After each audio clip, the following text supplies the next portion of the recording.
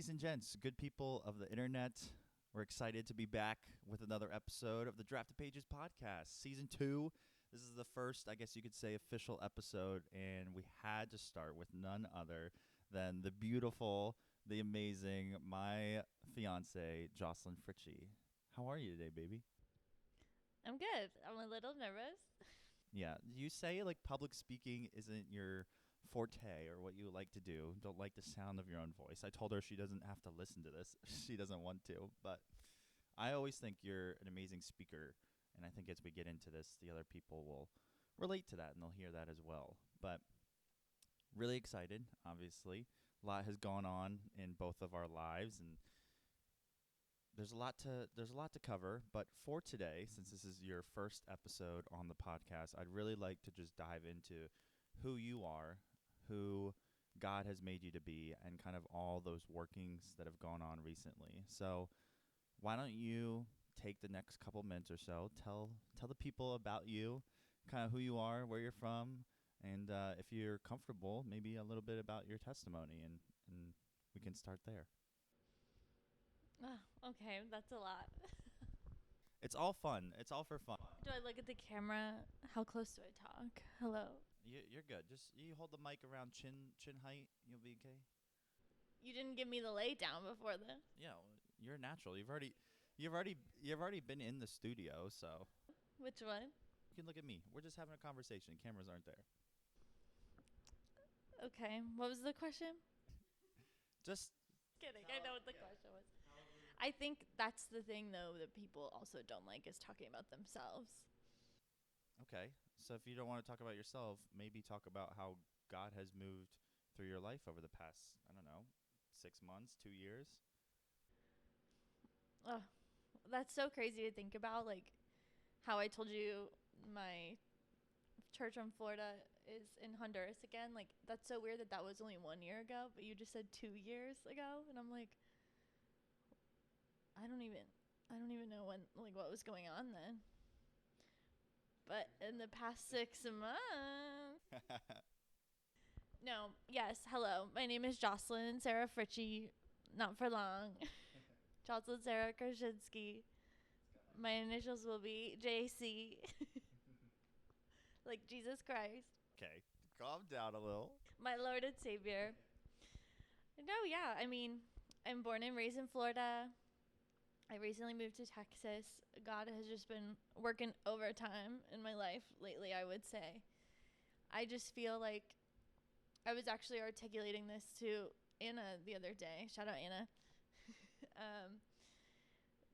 Sharing my testimony with her. It's crazy how much like sanctification can happen that you like don't even notice until one day you're like, wait, like God has changed me so much. I was just sharing with her just how, there wasn't necessarily one moment where I was like, okay, I'm all in with my faith and this was the big life-changing moment for me, but it was more of like a gradual over time change. And I feel like the one Sunday that I raised my hand for the call in church must have been around, I would say, 3-4 years ago. Maybe 3 years? Something like that. What is it, 2024? So When was I baptized? you were baptized early, and I think it was before COVID. No, it was during. It was 2021, Yeah. so about 3 years ago. Yeah. And like, I know at that time that's when God was starting to work in my life.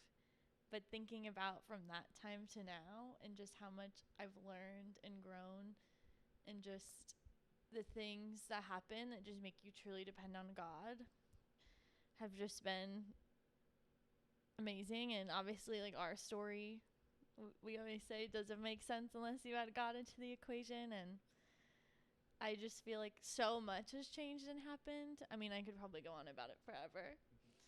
But I would say recently, I think just, this answered prayer of moving here and receiving this job and just the faith and change that has happened already, because I started at the end of April, so it's not even 2 months yet, and I already just feel like I have such a different perspective of the gospel, like of my faith. And I don't know, I'm just really grateful to Watermark Church. Shout out Watermark too. And just the people I've met and encountered, and just how welcoming everyone in Texas is, and how much fun it's been. And God is just so good. Because if you asked me 6 months ago, how are you? How's life? What is God doing? I would have been like, I don't know. Everything's a mess. Everything sucks. I don't understand. And then now everything is great, and he answered so many prayers, and I'm just grateful. That was all over the place. I don't know. I think you closed on a high note, right? About how God works, right? 6 months ago, you were saying you don't know what life would have been like. You would have been confused, wouldn't know how to answer the question of like, how are you?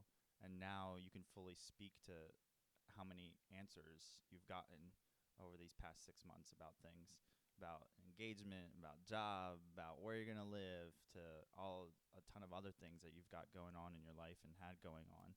And I think that's just is how God works, right? He's always working in the background, even if we don't see it, if we don't hear from him directly in those moments. And I think that's just the epitome of faith, and something that you exemplify in every way with how you walk with him. It's just you trust and believe that he's going to come through, that he's going to provide you with the answer. It's not always going to be what you want it to be, right? But he does work in that way. You're giving me a lot of credit there. I mean, I like to pump you up a little, you know? Well, at the end of last year, when I prayed about my word for this year, God revealed that it was surrender. And it's so funny to just think back to my word for this year being surrender. And I'm like, I just truly was like, God, I'm surrendering everything to you. Like my living situation, my job situation, like relationships, friends, everything. Because, I mean, I can't do it on my own strength. And I'm trying to figure out the future, and like only he knows the plans, not me. And so I love thinking about how that was my word for the year, because I feel like once I truly like didn't just say, God, I surrender this to you. Like when I truly believe that in my heart and in my mind, that, you know, I just give it all to you. Like here's everything. I'm done. I'll wait for you. I'll be obedient to you. Let me know. And then I feel like that's when everything started to fall into place. So I just love that. You talked about having a word for the year. This year it's surrender. How would you explain that to somebody who is a believer and has never done something like that, has never gone out and, I don't know, found a word for the year? Or is that, do you think that's just, you know, person to person? You don't necessarily have to have a word for the year, because I don't really feel like I have one. But you said God, you felt like God spoke to you and is like, this is the word for your year. Yeah, I don't know. Honestly, I think that came from Sydney. Shout out Sydney too. I think maybe 2 years ago, she asked me like, what is your word for the year? And I was like, what?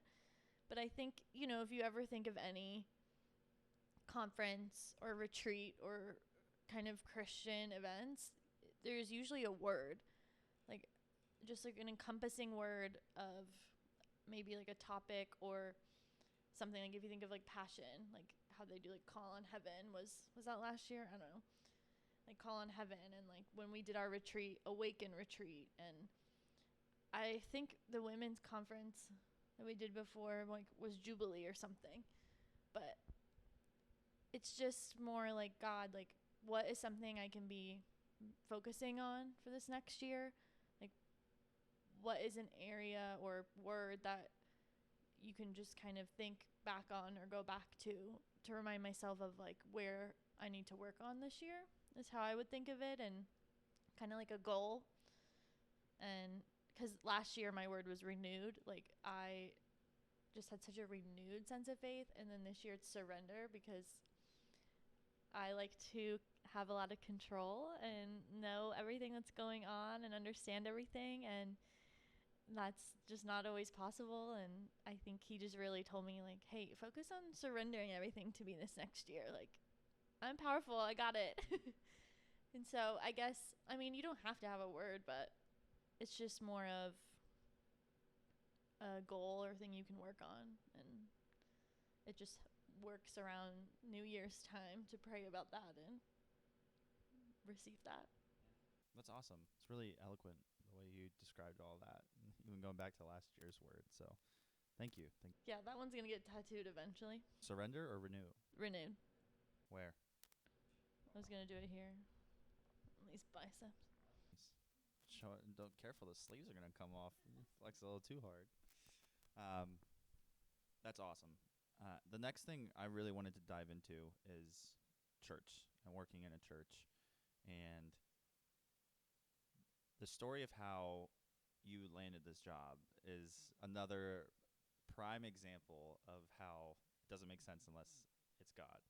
And just to give a little background on that, quick Spark Notes version.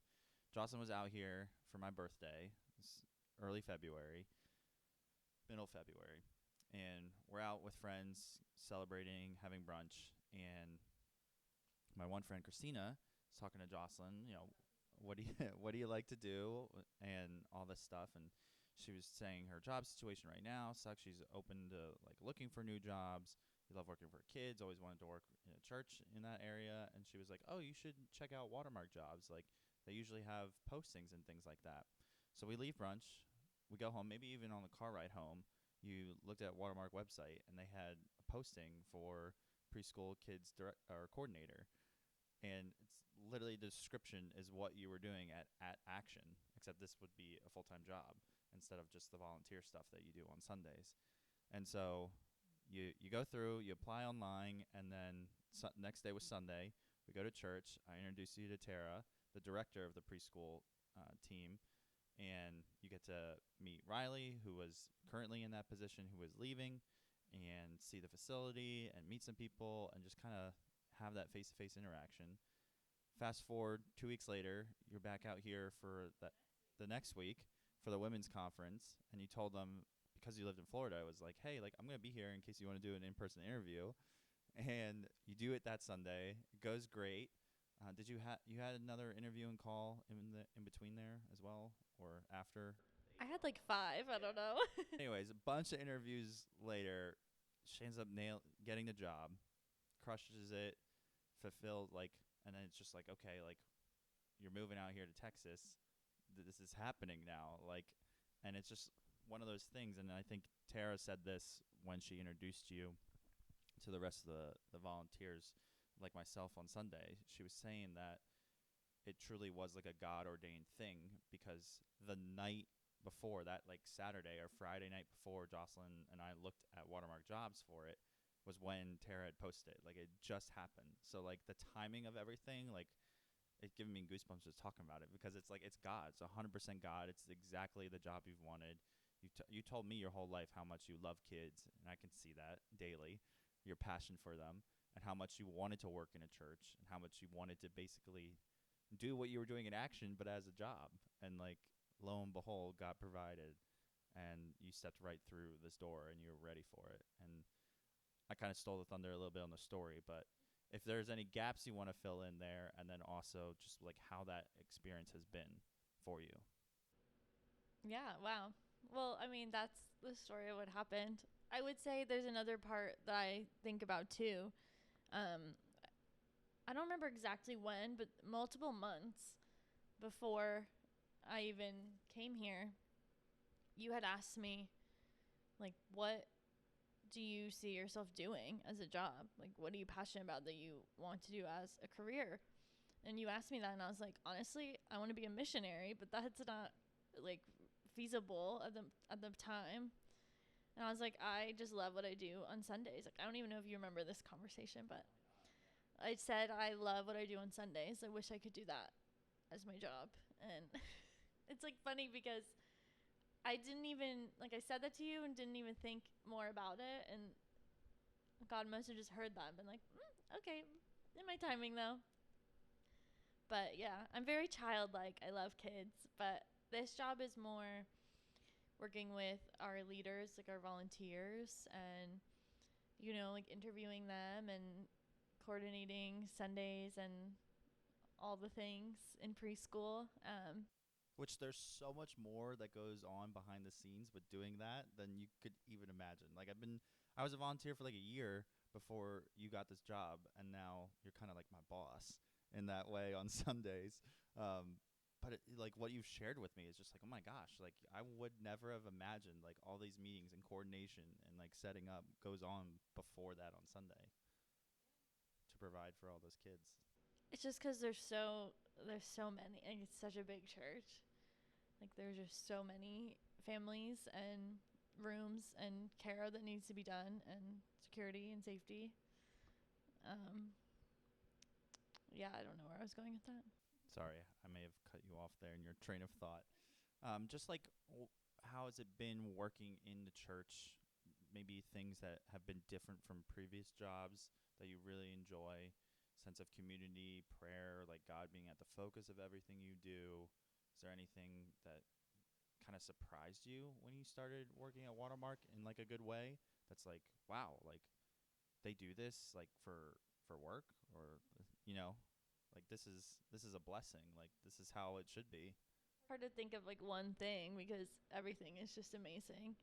I know back at Action, I always wanted to work there, and I think God was just kind of putting that desire on my heart to work in ministry.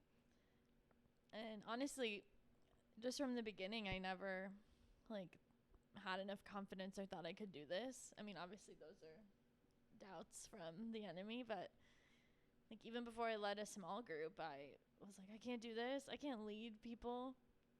And then it's just so funny to think about how much time has gone of me leading for 2 years and then coming here and just being really prepared. Well, I guess you're not always that prepared to work in a ministry. It's never a dull moment. But I just really love Watermark's emphasis on understanding the gospel and just how, in our interviews, like meeting people, it's always a chance to share the gospel and really help people understand it. And I just really love the emphasis on that. And I love like our staff prayers and our staff meetings together. They're always really sweet, and everyone just is so different but in such a good way, and we all just work together so well, and it's just honestly such a blessing to be able to just hang out with my leaders and go to coffee and like pour into them and organize like a leader hangout and hang out with everyone, and just seeing like hearing feedback from families, seeing them on Sundays and seeing the kids on Sundays, and just being able to raise up like the next generation is such an impactful, important thing. And it's just an honor, honestly, to be a part of that and just to get to meet everyone else and hear their stories and just point everyone back to God. It's been great. It's been such an honor. I just feel so blessed. And I mean, it's not easy. Nothing's ever easy. There's a lot of spiritual warfare, but You care to elaborate, or I mean, I just think the enemy never has new tricks. It's always the same old things that he uses. And I mean, anything that's glorifying to God and his kingdom is exactly what the enemy wants to destroy. And I think as I gain more confidence and like, I don't know, just as I'm in this role and learning more, growing in my faith, trying to walk more in obedience each day and abide in Jesus. Of course, the enemy's going to try to tear that down even more, and using the same tactics of trying to get in my head that I can't do this, I'm not good enough, but that's not true. He can go. I don't like that guy. yeah, devil sucks. Kick him out. I want to come back to what you said at the beginning there, the importance of the gospel and sharing that and having the opportunity to share that daily with the people you interact with, and being around other church-minded people who might encourage you to do that a little bit more than if you're in corporate America, especially myself, like working behind a screen all day, not really around anybody. Why do you think it's so important, especially in the day and age we're living right now, to be sharing the gospel at every single moment that we can? Like, why does that matter in your eyes? Well, in Romans, if you confess with your mouth and believe in your heart that Jesus is Lord, you spend eternity with him. And I think it's important that people understand that there's nothing you could have done or can do to disqualify yourself from God's love and spending eternity with Him. And I think people just think sometimes, oh, I just have to do good deeds, good things to earn God's love and spend eternity with Him in heaven. And that's just not true. I don't think people necessarily know the gospel and the idea of God sending His Son for us. Like, He died for our sins. Like, He sacrificed Himself so that we can walk in freedom and spend eternity with Him. And, you know, we're all sinners. None of us are perfect, but He led the perfect life for us. And all we can do is really try to model that. And I think just sharing the gospel, I just want other people to know that and know, like, wherever you came from, whatever you did, it doesn't matter. That's in the past. God forgives it all.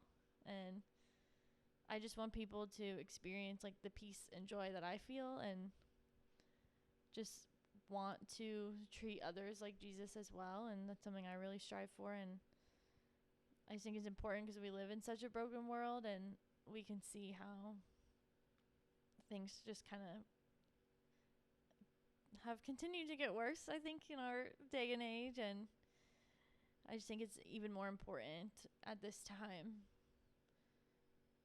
And I don't know, maybe Jesus is coming back soon. I hope so.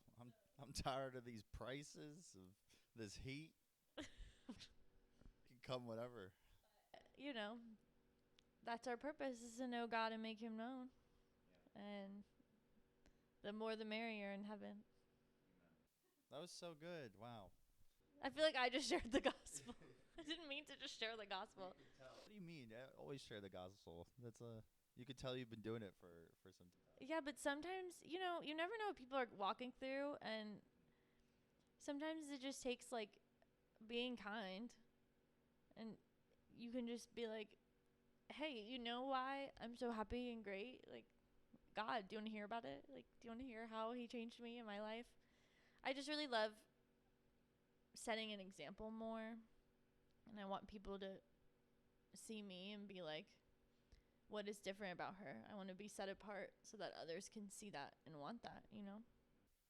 That's such a practical way, I feel like, for young believers or people that are new to Christianity, of how to, like, live out your life as a Christian. It's just do things differently than the world is telling you, because that's the way Jesus did it. It was always different than what was going on, was against the grain, against culture, against the way society would say you would live. And you want to reflect Jesus and have people be like, why is Jocelyn so happy all the time? Why does she just always have this joy, even though, like, the world's falling apart, but she's strong? I didn't mean to sound selfish. It's more like I want to shine God's light. Like, it's not me at all. I just want to be able to help other people for God, not because of me. It's God using you. It's His power shining through you, 100%. That's awesome. You can tell you've been sharing the gospel a lot and doing a great job of it, because that was phenomenal. So, as we gotten older, and you kind of touched on this, a lot has changed throughout the 3 years or so, and especially with your walk with God. Is there anything in particular? This is always a tough question to think of on the spot, but, like, in the past, you would tell your younger self, maybe just in general of advice, or maybe something directly related to faith and things in that way, like, you know, the younger version of you 2-3 years ago that the older version of you now knows, is like, what advice would you tell younger Jocelyn? Like, new to faith, Jocelyn? New to faith Jocelyn? Sure. Yeah, someone who's, like, just starting their relationship with God, knows Jesus. Okay, like, I'm gonna accept Jesus, but, you know, can still struggle with hundreds of different things. I mean, the surrender, it's a daily surrender, right? So what would you tell your younger self now, like, that older Jocelyn now knows because of an experience, because of faith, just because of your growing relationship with God? Yeah, that is a tough one. Well, I was just thinking, as I was sharing before, um, I say these things about wanting to be different and like set an example, but that doesn't come easy, and it's taken me many years to really get there. And I feel like a couple years ago, like I was still living one foot in the world, one foot in God. And I guess I would just say, like, no matter what you try in this world will never fulfill you as God will. And I've tried it all, trust me. Like nothing will fulfill you or bring you like the peace and joy that God can. And he never said life is going to be perfect and easy, because if it was, we wouldn't need him. And so I think, yeah, just it's not going to be easy, but nothing worth, what is the quote? Nothing worth having comes easy. Same thing. Yeah, and I said this to you recently. It's actually Christian Huff's Instagram bio, but it says, if it breaks God's heart, why would you think it would fulfill yours? And so I think that's just a good quote to kind of sum that up, because it's like, if it breaks his heart, why would we think it would help our hearts or bring us joy? That's so good. Well, that wasn't my words, but no credit to me. But you still brought it up, and I just think that's such a powerful message, like bulletin board material that you can latch on to, and especially younger generations and people that are new to faith. I mean, you said it, like, okay, accept Jesus, but still kind of one foot in, one foot out, because it's hard to break those habits and ties and friendships and everything that you're so accustomed to and used to. And now you're like, oh my gosh, like I've been doing things wrong this whole time. Like I need Jesus. And then it's easy to just be like, all right, I'm all for Jesus. And then a week later, somebody hits you up to go downtown and have a night on the town, and you think you can handle that now. Like, okay, like I'll go out and I'll hang out, but quickly get influenced by everything around you. And then you wake up the next day and you feel like crap physically, mentally, spiritually, like. But if you hold on to that idea that, that fulfillment in those 3 hours is never going to really bring you long-term joy or satisfaction, only God and living for him will. I think it's so good. Do you have anything else? You look like you were going to say something. Well, I actually just lost it. It was in my head, and then it jumped out right back out. I hate that. I hate when that guy I know, jumps ADHD. out. Yeah, I don't know. Well, I'm trying to think. I'm trying to see if it comes back. We were talking about faith and Oh, were we? pursuing God, not fulfilling. Oh, wait. Wait, I think it did start to come back. Oh, yes, I remember. She remembers. Did you just look at your watch? Yeah. You like the Jeopardy music? Oh my gosh, wait, did I just lose it again? No Stop. way. Wait. I think I lost it again. Dang it. No, yes, I remember again. I'm being put through a laundry machine of turbulence right now. This is a glimpse into my brain. Okay. There was another prayer that really helped me too a lot.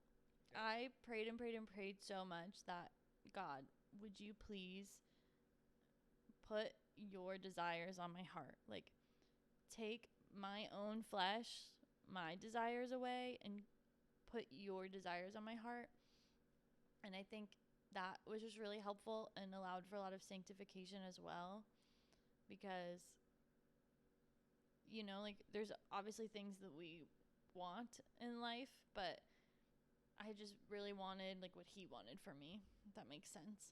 I feel like that was just really helpful too, especially when battling the world and like be in the world but not of the world, Yeah. Is that what Pastor Justin says? Adage, proverb, something. Yeah, somebody said that a lot. That's been in our lives. What Jesus did. He's in the world but not of it. Yeah, that's great. We should talk about this story. We're gonna talk about our story on another episode, because Another one. hey, You're in this for the long haul with me now, girl.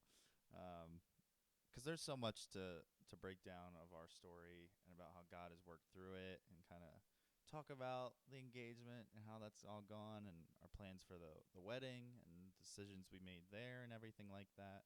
So we'll definitely bring you back. We'll have to bring you back for that episode. Maybe when we're married. Mary, come on, girl. I told you, you're in this for the long haul now. There is no running away from these episodes. I was hoping you'd be a steady a steady guest for me. I'm gonna start my own podcast. Oh, okay. Rock on. Oh, me and Sydney always talk about starting one. I think we'd be so funny. You guys would be funny. A good duo. She's got to move out to Texas, and then there you go. I know. Where are you? Sydney, come to Texas. We're waiting. But that actually is a good transition. We were pretty serious this first half, diving into you and your faith and everything. I know, we just went. Yeah. I didn't even talk about myself. I said, I'm from Florida. Okay, let's talk about the gospel. Well, you said you didn't like talking about yourself. But that's just a general thing. People don't like talking about themselves. Really? I feel like people love talking about themselves. It's so easy. Everyone loves bragging. It's hard. Like, if you ever have to think of fun facts or, like, write something about yourself, you're always like, who am I? Well, the fun fact and little icebreaker things are hard because you're always trying to think of something fun or, like, clever. Yeah. I outside didn't the want to be box. cheesy and be like, hey, guys, I'm Jocelyn. I'm a believer in Christ. I'm a daughter. I'm a sister. Like, you went full out. You went Jocelyn Sarah Fritzsche. You went full name, social security number, ID number, everything with that. But we're getting into Texas here. You've been out here for not even 2 months, but you've done a lot, I feel like, in that time here. feels like a lifetime. It does. So, like, this year has been going by so fast and so slow all at the same time. It's crazy. But just how has Texas been for you? How have you enjoyed it? This is the first time you've ever lived outside of Florida. Like, you've been a Florida girl for 26 years of your life. So how has it been living in a completely different state, miles away from everything and anything you've been used to? Yeah, I mean, it's been bittersweet, I would say. Like, I think just leaving my friends and family obviously is hard, and the beach and Disney World. I miss those things. The traffic of Disney World. There's I-4. plenty of traffic here. Not the tourist Orlando traffic. What? We were in so much traffic last night. Yeah. But, I mean, obviously I miss all that, but I still have, like, a sense of peace and comfort and security here, which I think just speaks a lot, because I think that's a good sign for me usually, and a good sign of discernment that I use is if I'm having overwhelming anxiety and uncomfortability, I don't know, not comfortable. Like, when I feel that way, I think, feelings are a good indicator, and I don't know, I haven't really felt that. I feel like I just dived right in and just really made it my home, and I feel like I've been doing so much. And I mean, obviously I miss my community and friends and family, but I know, once we start premarital counseling and meet other couples and join community groups, that, we'll find our people.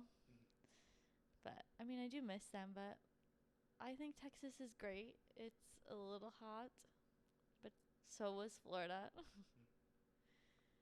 I love the people here. Yeah, I was gonna say, you talk about community like you don't have any friends here. I feel like you got some friends, and it's not about quantity; it's always quality. Had some fun. I'm excited to keep exploring Texas.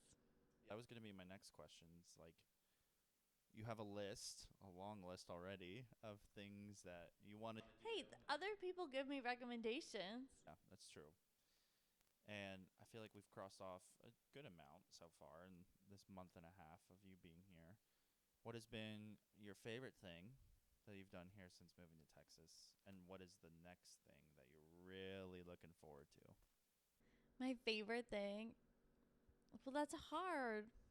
Like, my favorite activity, my favorite It could be all of them. meal. It could be all of them. Just say it all. I just Favorite there's so things. I'm thinking of 20 different things. Favorite things. Name them all. Name drop 'em. I really love the Perot Museum. That was so fun. I loved blueberry picking because I just love stuff like that. I love that tongue-in-cheek ice cream. Delish. Better than Handles? Yes, sorry. Okay. You heard it here first. I mean, Handles was very good too, but it's just that ice cream was so good. What else have we done? Rangers game. Yeah, the games are fun. Um, Louise. The piano bar. yeah, that was fun. I feel like there's a major one I'm missing. I don't know. I really love Watermark. I just love The porch. the place I work. The porch has been awesome. There's just a minor earthquake upstairs. The washer going crazy. I feel like I'm missing things Can't really think of anything. because I feel like we've done so much, but then I'm like, The what mini else? golf. The putt shack. Oh my gosh, the Putt Shack. We're 1 for 1 now. We are. We need to go to an arcade. Yeah, Need some you would skee-ball. cook me in skee ball. We need to go to Six Flags. Never been. I feel like I've had a lot of great queso here. That's been pretty awesome. Tex-Mex and barbecue is really good in Texas. Tell you that. What are you most excited for, like, to do next on the list? Because I feel like done some sports games, done some like little nature-y things, kind of done a little bit of everything. Had some restaurants. What's next for you? Yeah, I mean, I'm excited to just explore other cities, like how we're talking about going to Waco and Fort Worth. Like, I'm super excited for those. And, you know, when your sister moves to Austin, I've never been to Austin yet, so going to Austin will be fun. And I really want to head more south to, like, New Braunfels, whatever it's called. Who? New Braunfels? I don't know. I don't remember how to pronounce it. It's probably wrong. I don't even know what It's you're down talking by about. San Antonio. Like, I want to do tubing in San Antonio and the like little roller coaster thing in New Braunfels, and just more like summery springs, bodies of water activities. Yeah, I was gonna say we're gonna need some bodies of water if we're doing some more outdoor activities here in the summer, because you said it was hot and it's only June. It's gonna get worse. I mean, I'm really looking forward to my bachelorette party already because I love that beach so much, and I can't wait to be in the beach. That's not for 2 months. Why gotta bring that up? Sorry, I didn't mean to crush your dreams there. Just don't like you immediately flipping the Florida on me again, making me feel like we're gonna end up back there. No, it's just because there's no real like beach here. That's true. I did say that the other day. I would love. I'm just in the mood to just go to the beach, get a whole pie of pizza, and just watch the sunset, go in the water, and just eat some pizza. Oh my gosh, have you seen all those things about sharks though? Like, everyone's freaking out. Aren't they only on the one side, like the one beach? Like, I don't know which one it is. I don't know, but I don't know why. Like, I feel like there's always, not always shark attacks, but I think they're just more common than people think. I thought they're way less common. I thought it's always overhyped because of the movie Jaws and everything. People But are like, I just "Sharks feel like attack all there's the been time." so many on the media lately that I'm like, is it just the media going crazy about this stuff, or is this like a normal amount? I'm not sure. I don't know the statistics. I don't know either. I do have a friend from high school who works with sharks down in the Bahamas. That You should ask that them. would probably be my only source. How are the sharks? What's going on? What's going on with the sharks? No, I never go, like, I dunk in the ocean and go back in. I don't, like, chill there neck deep in the water. I know. I am terrified of the ocean. Like, I'm literally scarred for life from Cabo of almost dying in that wave. Like, no. I'm with you. I will go in. I will cool off. I would like a nice little sandbar that's like, ankle deep, chin deep, where I can just walk around. But see, when we go to Greece, like, we're jumping in the Mediterranean. Well, yeah, you got to go in, but you don't have to chill there. I want to go like cliff jumping. Go in the ocean in Hawaii where you can see. See, that is scary to me. That water, It's so blue. I don't know. Why? Because you're far. Where are you gonna get I just feel like cast out to that's sea?